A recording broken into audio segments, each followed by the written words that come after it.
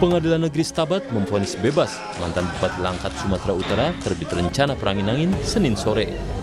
Dalam putusannya, hakim menilai terbit tidak terbukti melakukan tindak pidana perdagangan orang (TPPO) dengan modus rehabilitasi narkoba tahun 2010 hingga 2022. Satu pertama dan kedua pertama dan kedua, ketiga, keempat, kelima dan keenam. Dua, bebaskan terdakwa oleh karena itu dari semua dakwaan penuntut umum. Tiga, memulihkan hak-hak terdakwa dalam kemampuan, kedudukan dan harkat martabat serta martabatnya. Empat, menyatakan permohonan restitusi tidak dapat diterima.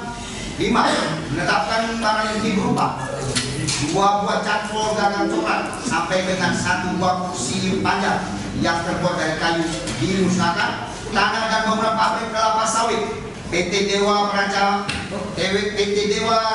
Perangin Angin yang beralamat di Dusun 3 Karmowida, Raja Tengah, Jahe, Desa Raja Tengah, Kecamatan Kuala, Kabupaten Langkat, dikembalikan segera kepada terdakwa. 6. Kembalikan secara kepada terdakwa. Divonis bebas, terbit rencana perangin-angin mengaku sangat senang dan berterima kasih pada majelis hakim yang menjalankan sidang. Kita lihat setelah diputuskan majelis hakim, terima kasih juga kepada majelis hakim yang memberikan putusan bebas kepada saya karena itu memang fakta persidangan sebenarnya itu semua. Makanya terima kasih kita ucapkan kepada pengadilan Stabat yang masih murni yang menjalankan tugasnya pada hari ini. Itu aja yang saya sampaikan. Terima kasih kepada media semua. Sebelumnya, jaksa menuntut terbit 14 tahun penjara, denda 500 juta rupiah, dan biaya restitusi sebesar 2,3 miliar rupiah kepada 11 korban atau ahli warisnya. Dalam dakwaan disebutkan, terbit mendirikan tempat rehabilitasi narkoba sejak tahun 2010. Di tempat itu, pengurus kerangkeng menyuruh korbannya bekerja tanpa dibayar. Lalu juga terjadi penganiayaan yang menyebabkan 4 orang penghuni kerangkeng tewas. Para pengelola di kerangkeng terbukti melakukan tindakan TPPO dan telah divonis 3 tahun penjara pada 30 November 2022. Atas vonis tersebut, jaksa penuntut berencana mengajukan banding. Dedi Zulkifli Tarigan, Kompas TV Langkat, Sumatera Utara.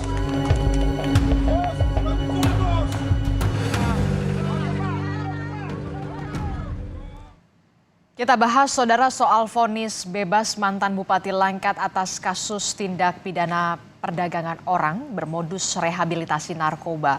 Bersama dengan Komisioner Komnas HAM sudah ada Bu Anis Hidayah. Selamat pagi, Bu Anis. Selamat pagi. Ya, Bu Anis, ini kan kalau kita lihat ya, vonis bebas untuk mantan Bupati Langkat dalam kasus TPPO yang bermodus panti rehabilitasi narkoba yang dikenal sebagai ya kasus kerangkeng manusia ini cukup mencengangkan. Bahkan vonisnya bebas begini. Respon Anda bagaimana selaku Komnas HAM? Ya, pertama tentu Komnas HAM menghormati putusan hakim, tetapi bahwa dalam kasus ini sebelumnya Komnas HAM sudah membentuk tim investigasi dan menghasilkan sejumlah rekomendasi. Salah satunya adalah mendorong proses peradilan yang fair, kredibel, profesional, dan memberikan rasa keadilan bagi para korban TPPO, di mana tadi juga sudah disebutkan di antara para korban itu ada 4 yang meninggal dunia.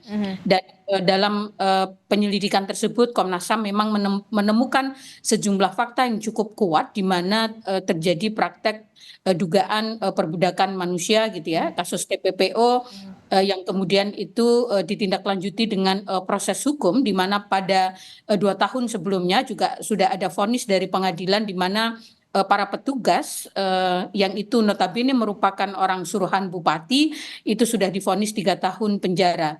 Dalam kasus TPPO itu memang pelaku itu kan berlapis ya. Ada yang namanya pelaku lapangan gitu ya, ada yang namanya adalah pelaku otak pelaku gitu ya, atau orang yang kemudian menjadi pelaku utama gitu. Nah, mestinya dalam kasus ini diduga kuat mantan bupati ini merupakan Pelaku utama dalam kasus TPPO yang dengan modus tadi gitu ya, rehabilitasi narkoba yang mengakibatkan orang dipekerjakan secara eksploitatif, ditampung dan lain sebagainya.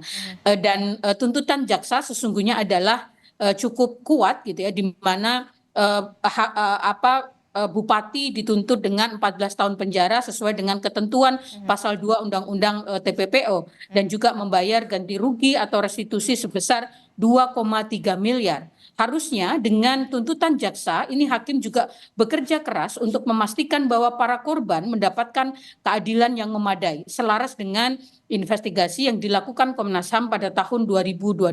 Sehingga atas putusan ini tentu Komnas HAM menyesalkan atas putusan karena itu menandakan adanya impunitas kejahatan tanpa penghukuman sekaligus juga putusan ini tentu mencederai rasa keadilan bagi para korban yang di antara mereka meninggal dunia dan juga saya kira rasa keadilan bagi publik itu.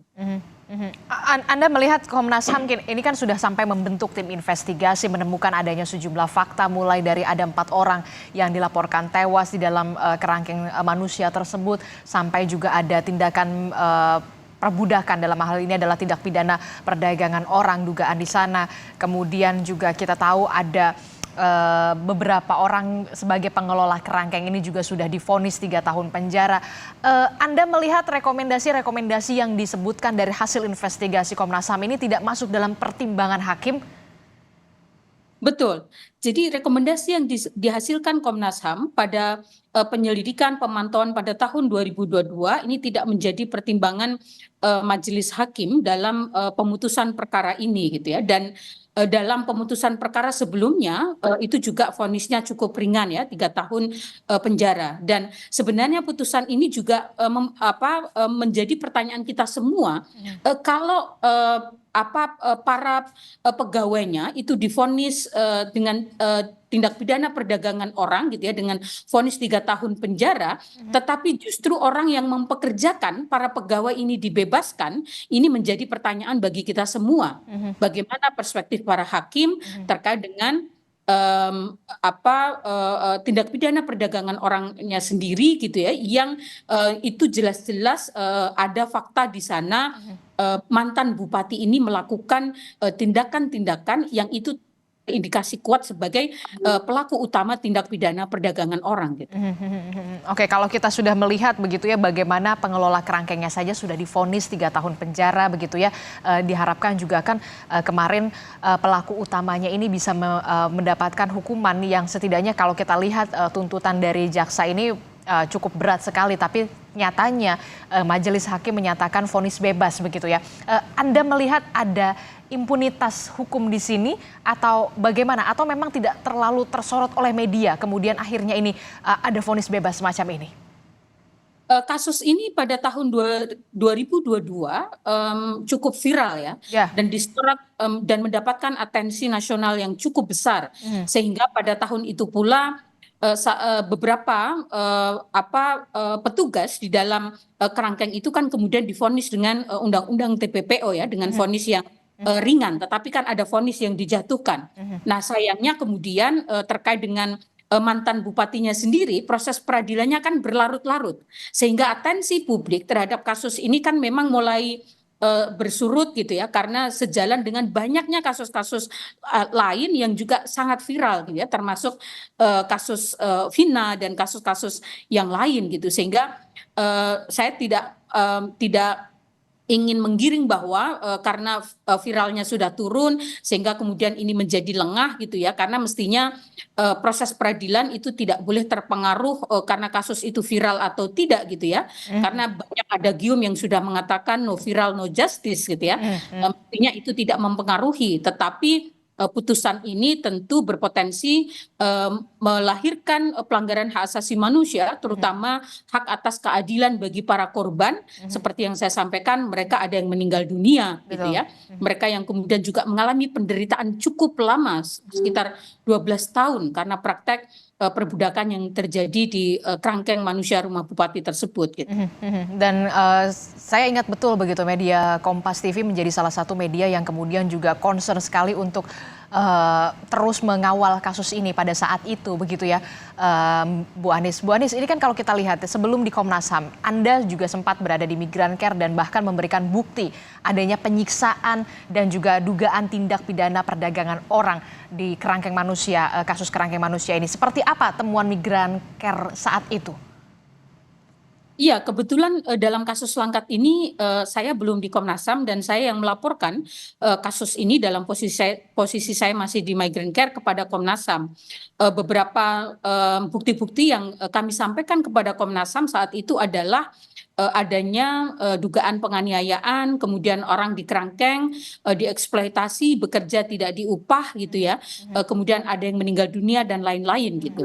Nah, itu semua fakta-fakta itu kami mendapatkan pengaduan dari masyarakat dan kami sampaikan pengaduan itu kepada Komnas HAM pada Februari tahun 2022 yang kemudian Komnas HAM membentuk tim investigasi yang menghasilkan sejumlah rekomendasi. Salah satu rekomendasinya adalah terkait dengan mendorong aparat penegak hukum bekerja secara profesional berbasis pada scientific crime investigation untuk menjerat para pelaku gitu ya dan memberikan keadilan bagi para korban sampai pada pemulihan restitusi bagi para korban.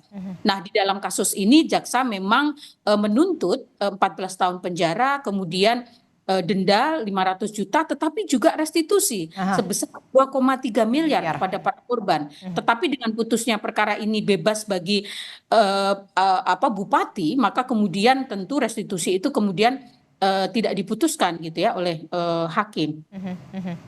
Oke, memang kita tetap harus menghargai dan juga menghormati putusan yang memang sudah dibacakan oleh majelis hakim. Tapi kemudian begini, jaksa ini menyatakan akan banding terkait dengan putusan ini, putusan bebas ini yang kemudian juga mencengangkan kita semua begitu ya. Terakhir, Bu Anissa, harapan Anda sebagai Komnas HAM, apakah nanti akan ada upaya langkah-langkah hukum selanjutnya terkait dengan putusan vonis bebas ini? Ya, kami belum memutuskan langkah seperti apa yang akan kami ambil di Komnas HAM, tetapi pada prinsipnya kami mendukung upaya jaksa untuk melakukan upaya banding gitu ya, karena sekali lagi vonis ini mencederai rasa keadilan bagi korban dan juga bagi kita semua yang selama beberapa tahun mengikuti kasus ini seperti luka yang sangat dalam gitu ya, karena di Republik yang sudah merdeka sekian puluh tahun kita masih menemui praktek perbudakan modern yang itu terjadi di negara kita sendiri gitu.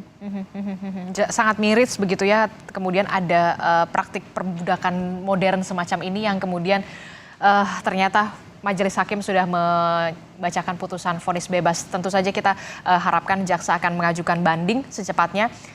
Terima kasih Komisioner Komnas HAM Anies Hidayah telah bergabung bersama kami. Sehat selalu Bu Anies. Terima kasih.